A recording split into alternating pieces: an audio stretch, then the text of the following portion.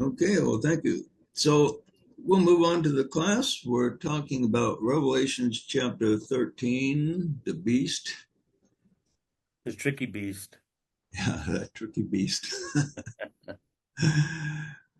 Just a short rundown on what the beast is. Everybody expects the beast to be a person like Hitler, but you hear people say Hitler was just a warm up for the real beast. When the real beast comes, he's going to be even a lot worse than Hitler. But in the book of John, First John chapter 4, verse 3, it says, the Antichrist is already with us. Okay? So, and the beast was already with them. And the beast and the Antichrist are often associated being the same thing. So, if the beast was already there in the days of John, then it wouldn't be some individual Hitler type person at the end of the age, though the uh, an individual like Hitler represents what the beast is. He's not actually the beast. The beast is unearned authority that is a substitution for God, which is interesting to contemplate. One of the commandments says to not make an image to God, not make any engraven images. And this is what the Israelites did in the days of Jesus. They made the golden calf and worshiped that as a substitute for God. And this violates one of the Ten Commandments that was given. And the reason this is wrong is because the image that represents God doesn't tell you anything from God. It is merely a substitute. And what can be a substitute for God that acts as an authority speaking for God is what the beast is. And it's been with us always. Ever since civilization has been around, the beast has been around telling us through different mouthpieces what I tell you comes from God, so you need to believe it and do what I say because I speak for God. And then it tells us about people that were able to escape the power of the beast. And do you remember in Revelations 14 where they found God? Where you're supposed to find God within. Right, it says within where the beast had the mark in the forehead, but the uh, the the 144,000 symbolic number escaped the beast and the mark of the beast because they had the name of God written. Written in their foreheads. Yeah. So in Within. other words, they look within themselves at the direction of the third eye on their forehead, and they find where the real throne of God is. And so, what the beast is this powerful authority that says, "Look to this authority, and you will find God." Whereas those that escape the mark of the beast, which we'll talk about later, what the mark is, uh, will say, I ignore all outer authorities unless it agrees with what I get within from my personal communications with God. Okay.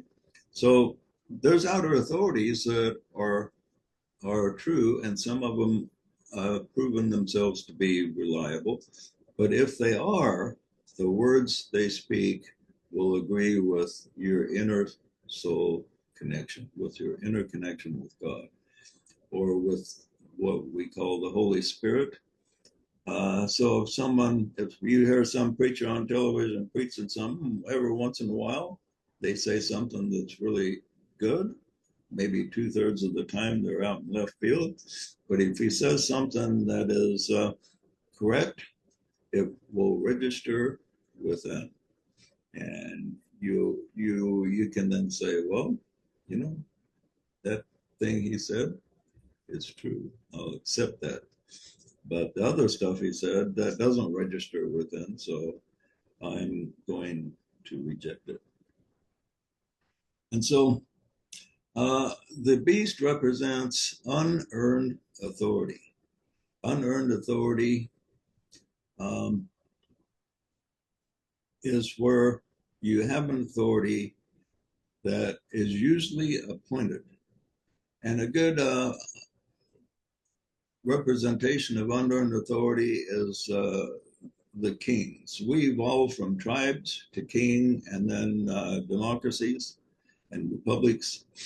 But during the age of kingdoms, where each nation was ruled over by a king, he was not an earned authority because he was usually born into that position. So the father has a son and he passes the kingdom down to the son. The son did not, or the daughter, son or daughter, the king or queen, did not earn it. It was appointed. And so this is an unearned authority, and this gives power to the beast because the unearned authority says, even though I have not earned my authority, you have to obey. Whatever I say, you do, or off with your head. Now, this has happened with us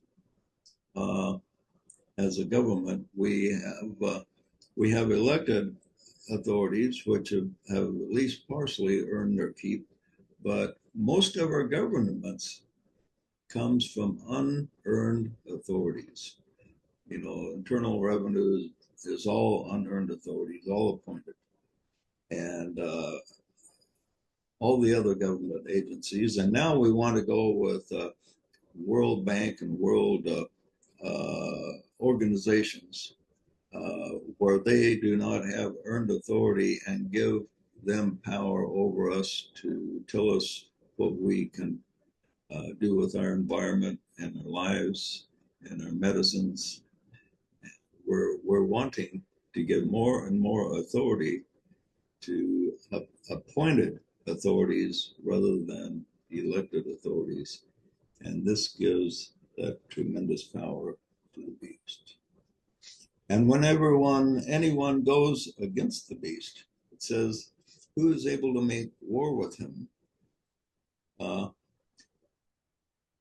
Is the question people will ask about the beast. And when you see the power of the beast, this is the question that people have. Who is able to make war with City Hall? Who is able to make war with IRS?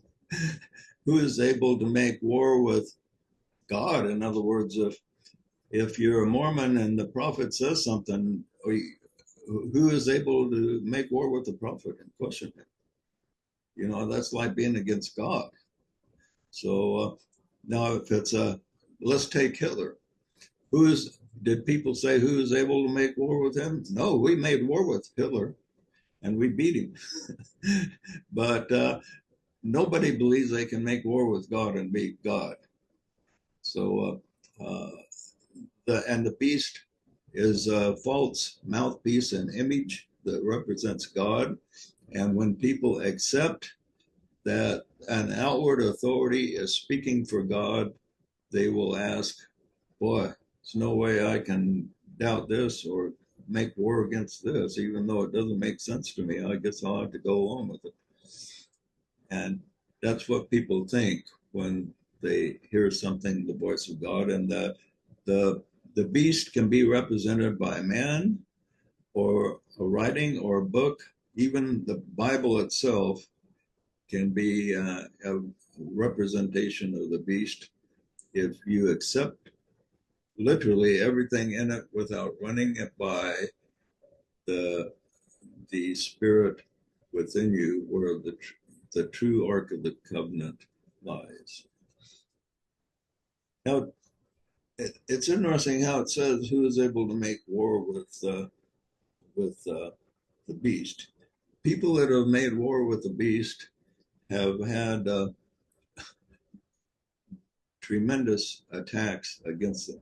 And you'll find that you find anybody in medicine is really where this shows up a lot. Politics also, but in medicine, you find like when the vaccination uh, for COVID came out, anyone that went against the dictates of the authorities were classified as a heretic. Many doctors lost their licenses because they just questioned it or maybe come up with alternative medicines like ivermectin. Doctors that just did recommended ivermectin, which was an established medicine that was approved. Some of them lost their licenses. And so it's interesting how that happened. Happened when I was a young guy, just having my kids. We had a doctor named Dr. Smith in Emmett, Idaho. He was a really good doctor. He was uh, not adverse to using natural medicines like most doctors. But all he did, he criticized the doctor that was a head doctor in the hospital, and he criticized a medicine he recommended or something, and they expelled him from the hospital. So he lost all his hospital privileges just for making a comment about a prescription that another doctor made. Felt that something else might be a little better.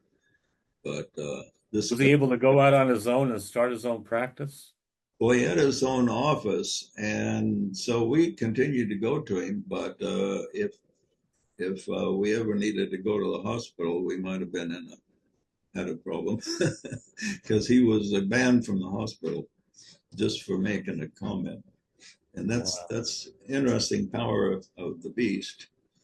When I was in real estate, I had this client that had this gold mine he wanted me to try to sell for him. And he told me that he invented an actual cure for cancer. He said he had an interesting story. He was in veterinary school studying to be a veterinarian, and they were given a challenge to come up with a cure for like tumors in animals. And so he experimented, him and another student experimented with this, and they come up with a combination of, it was 70 herbs that they come up with. And he said some of them were fairly exotic and expensive. But anyway, they come up with these 70 herbs and it cured cancer in animals. And so he wondered, well, I wonder if this would be safe for human to take. So he took it himself and didn't seem to hurt him. So he started giving it away to a couple of people he knew that had cancer, and it cured them. And so he started promoting this, and he wound up having all kinds of authorities go after him, spent time in jail. And he had to, after he got out of jail, he had to promote his cure secretly. And he said he had a handful of doctors that contacted him privately and give it to his patients. But he couldn't say anything anywhere or else he'd go back to jail. So he risked his freedom to try to continue to promote it. And I don't know what ever happened to him, lost track of him, but the only negative thing about it was fairly expensive. And he was accused of doing it for the money, but he told me that he just was trying to break even selling this. But he's probably dead now, but I don't know if his family still has the formula or not. I haven't heard any more about that. But anyway, the poor guy spent time in jail. Then I remember some time ago, there was um, natural practitioner here, naturopath. He made the mistake of prescribing orthodox medicine without a license. And they put the poor guy in jail for 20 years. I couldn't believe it. 20 years for just making a wrong prescription. And that's more than a murderer gets. You know, the average murderer gets 7 years in jail. That's all he spends. The average person that actually takes a life. And this guy for just making a prescription that didn't hurt anybody. Uh, Probably a good, wise prescription. He just didn't have a license. yeah, yeah. And it's amazing how they go after. If you threaten the beast at all, you'll wind up getting the maximum punishment possible that the beast could deliver to you. And if the death penalty was available, that would be exercised. I got a quick story. I was in a grocery store in the middle of the uh, pandemic crisis, and everybody was wearing masks. But this one store is kind of optional in Ontario, Oregon. So I never wore a mask. I never got vaccinations or anything. To me, COVID just really didn't exist. But I went into this grocery store. This guy had a mask on, and he goes, "How come you're not wearing a mask?" I said, "Because I just don't want to." Well, don't you care about people? Well, sure, I care about a lot of people. He says, "Well, I don't think so." And he picked up a loaf of bread and threw it at me. Well, Yeah. I caught it and I tossed it back to him. And I said, "Well, it's no wonder you're getting sick with all the anger that's running through your body. Yeah, you need to relax or you're going to have a heart attack and have a good day." But I mean, this guy actually picked up a loaf of bread and threw it at me as hard as he could. Fortunately, I just caught it, but that's the kind of energy that was circulating at that point in time. Yeah. Two other really good examples. I'll give one Republican and one Democrat example. A good Republican example was George Hansen, a congressman from Idaho. He ruffled the authorities a lot. I remember during the Iran hostage situation, he made a trip over there to try to get the hostages released, and he was really criticized for it and threatened with jail and everything. And then later, he wrote a book on reforming the IRS. And boy, all the every all the media, everybody come down on him on that. I mean, he was just portrayed as Hitler almost. And he also in Congress recommended reforms of Congress and which everything he recommended I thought was really good. But it was against what the beast wanted. So they came after him, and they put him in jail for writing a predated check. Okay, uh, and almost everybody that used to write, people don't write checks much anymore. But if you know you're going to have the money in the account and write a predated check, then uh, that's technically against the law, but that's what they got him on. And they put him in jail for 4 years. And when they were transporting him, they put him in the back of a plane, and he said they tried to poison him because when he got to the jail, he was really sick. And he said he could breathe in these fumes. And then they give him, he was a big guy, they give him shoes that were too small, and he lost all his toenails because and his feet were almost ruined.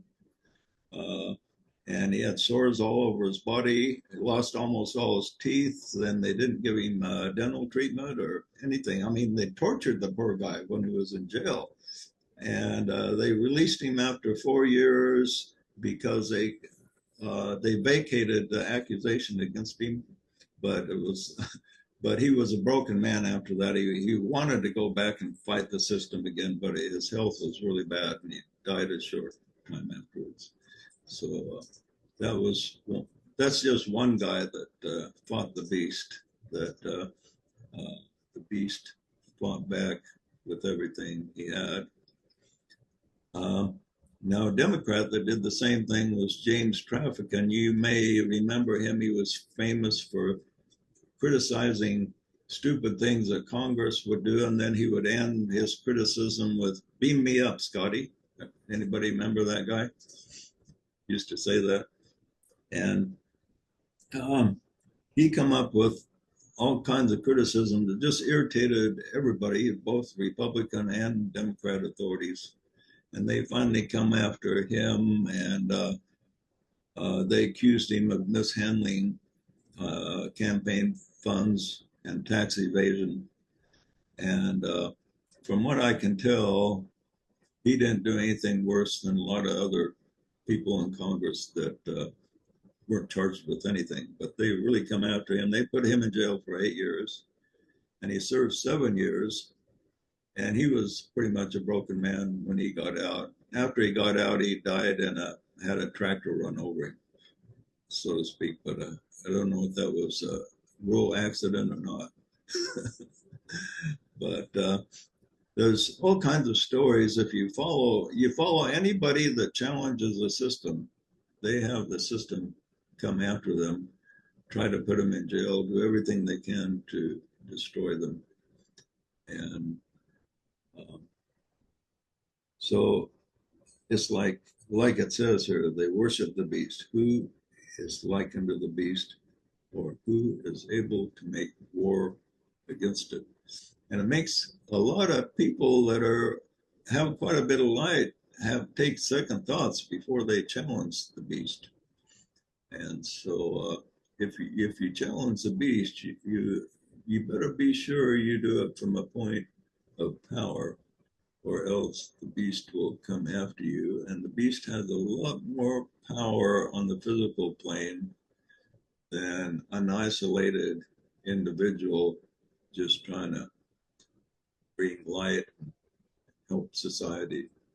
Well, that's why we are creating the molecular order so we can generate enough power to speak up against injustices of the world and the unearned authorities of the beast. That's why we created Tyler. Yeah. Yeah, let's hope that Tyler doesn't have the beast go after him too strongly. He hasn't made a strong ripple yet, so. You But you assured him he had the fire of God behind him if he did. We're with you, brother Tyler. We're with you. yeah, yeah, You let's go not scare first. Tyler off from the battle there. Yeah. Yeah. So another thing that it says is that the beast will wear out the saints, and this has certainly happened. Uh, it's like the two examples I give. They fought and fought as long as they could. Then they were put in jail, and they were, by the time they got out, they were pretty much broken down, worn out, and had given their best, but uh, were not able to. But the beast prevailed, and but the promise is the beast will prevail until the time the Ancient of Days comes and provides power to the saints to overcome. In the meantime, it's important that we understand the beast and how it works. And Jesus gives some interesting advice. He says, "But I say unto you, make of yourself friends of the mammon of unrighteousness."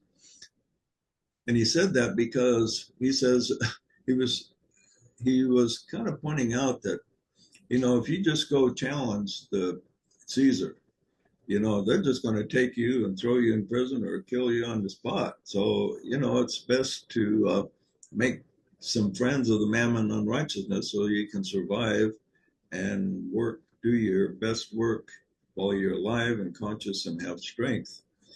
And Jesus pretty much evaded being captured until his time had come to do that. And when his time come, he just let the beast take him and do with him what they will, so he could demonstrate the resurrection. I wonder if this is where it talks about the Ancient of Days. I wonder if he's going to be working with one of the three lords of liberation to liberate the minds of humanity. Yeah, DK talks about the release of the Shambhala energy. And the Shambhala energy is from the ancient of days resides over Shambhala. So if when the people that are enlightened pick up that energy, then they can prevail against the beast. Now, the last time the Shambhala energy was released in its strength, unfortunately, Hitler picked it up. And this is what gave him such power. You know, he only had Germany only had 60 million people, and he was pretty much fighting against the whole world population much higher than what he had, probably 10 times the number. But he had tremendous power to challenge the world because he picked up this Shambhala energy. And fortunately, we were able to defeat him, but it took tremendous resources to defeat that guy. He was a tremendous problem to deal with and had tremendous power. But so imagine when the lights, when an enlightened people pick up the Shambhala energy, what kind of power they will have. So getting back to examples of the beast, there's two groups that really exemplify the power of the beast. One is with Jim Jones's group. Remember him? He had his people drink Kool-Aid. He took his people down to Central America in one of the Guyana. And create a settlement there, and everybody thought they were building paradise. And then he became more and more dictator-like and controlled the lives of everybody there. He took all their Social Security checks and used them for himself. And then he got kind of frustrated himself. So he decided that everybody needed to drink poison Kool-Aid and go to heaven. So he forced the entire group. Well, he didn't force them. He served them Kool-Aid and they all drank it. And it was poison. And they figured that was okay, most of them. There was a handful that resisted, but they were shot. Pretty much either shot or forced to drink it. So most of them drank it voluntarily. And so you're controlled by the beast when an outside authority that claims to speak for God tells you to drink poison Kool-Aid, and it's going to be a good thing. The second thing was the Heaven's Gate group. They were led by a beastly-like leader that represented the voice of God to them. And they were told that this Hale-Bopp comet, when it come by, was really a spaceship, and that they all needed to kill themselves so that they could take a ride on this comet and go to the fifth dimension or somewhere. And every one of them complied and voluntarily killed themselves. So that's how far the beast can take you. Now, there's all kinds of people that are subject to beastly-like authorities that they give the powers of God to, but they don't realize how fortunate they are that their golden calf image doesn't command them to do something like drink poison Kool-Aid. Imagine if the Mormon prophet come up with a command you in the name of God to do this certain thing. Probably about half of the Mormons that would do it without even questioning. But most people have some type of person in their life that has this unearned authority that takes the place of God, that if they told them to do something crazy, they would probably do it. And atheists are not exempt from this. An atheist usually has, in the place of God, they usually have the state or science or some authority that's over them, telling them what to believe and what to do. And they think they're exempt from this type of thing, but they aren't. I mean, look at the political parties. If people that are really into politics are told this is what our party now believes, and we're going to go with it, they go with it without thinking. Look how much both parties have changed their minds because of authorities in their parties telling them this is what we now are endorsing. And every and the people, even the atheists that believed one way, they will now believe something else. And scientists are not exempt from this either. Like with evolution, they still they go by the original precepts to a large degree, which are very outdated, even scientifically. And they don't look at anything that would require divine intelligence in creation. Now, their criticism of religious people think the world was created and the universe was created in 6 days was entirely justified, but their criticism that there's no intelligence at all involved in creating the human cell and the human body and the human eye and all these things. Tremendous technology. They've been using all the technology they have to create an artificial eye. They haven't been able to do that, let alone the just even an individual cell. Another interesting example is in the Big Bang. The authorities in science accept that almost like a religious belief. And in the 1990s, a guy named Eric Lerner wrote a book called The Big Bang Didn't Happen. And he was had all the credentials of science, but he was totally rejected by all his peers. He didn't get any funding after he wrote this book for anything because he was considered a heretic. And then they took these pictures with the James Webb Telescope and found that fully formed galaxies that were existed within a couple 100 million years of the Big Bang, which was not supposed to exist, yet was all these things that was discovered by James Webb was predicted by this guy, Eric Lerner.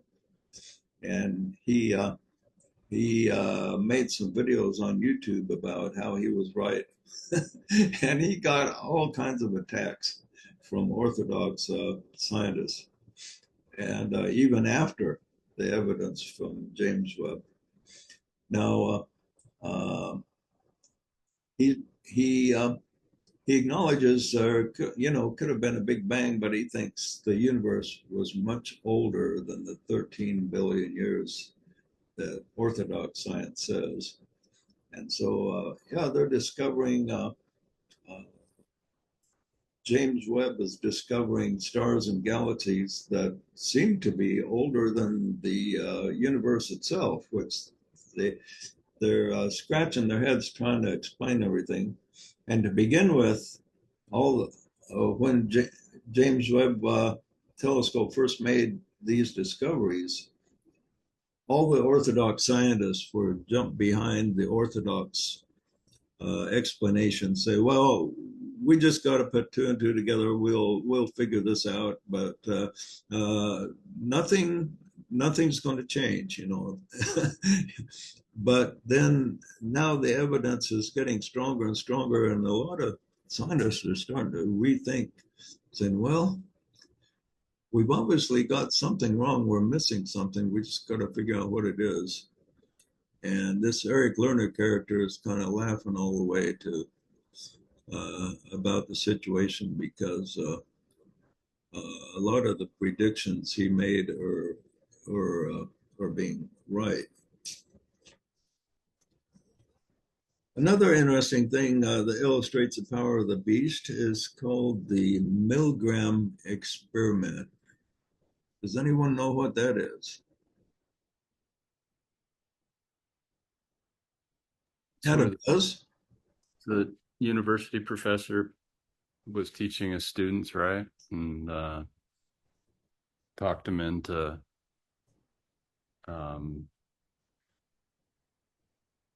what wasn't there? Didn't they receive a shock or something? Right. The experimenters were curious. They thought, how is it that Hitler got so much power over the people, and these people just obeyed? You know, like, go shoot these Jews. Well, they just go shoot those Jews, or torture them, or execute them, or they do these just ordinary people turned into monsters at command. And they were really wondering, well, you know, the Germans were just kind of ordinary people. They didn't seem to be any worse than any other people. But when Hitler got them, turned them into terrorists, how did he do that? And so they did this experiment where the subjects of the experiment were people that didn't realize they were the subjects. They were told they were doing an experiment themselves on how much resistance people would have to different types of influence before they would succumb. And so what they were told is this man behind the curtain was subjected to a bunch of electrodes that would put electric current through him. And there was this dial that went from 1 to 10. And they were told that the shock of 1 through 1 was mild, and then it got stronger and stronger. And when you got up to 7, 8, 9, and 10, it could actually kill the guy, you know. So they were doing this. They said they were doing this experiment to see how much, I guess, how much they'd have to really shock a guy to get him to conform or something like that. I can't remember the details for sure. But anyway, they made the persons in charge, they put them in white coats and made them look like a strong authority, you know, in white coats and dressed kind of like, looked like doctors. They made them look like as much of an authority figure as possible physically. And also they spoke with authority. And so they were told to apply this electrical charge between 1 to 10 to this person. And so they started out with a low number, and when the person didn't conform, the man with the white coat said, well, turn it up to 4. Okay, well, it's still not conforming, so turn it up to 5. And then the big question was, could they turn it up above 7, and would the people cooperate?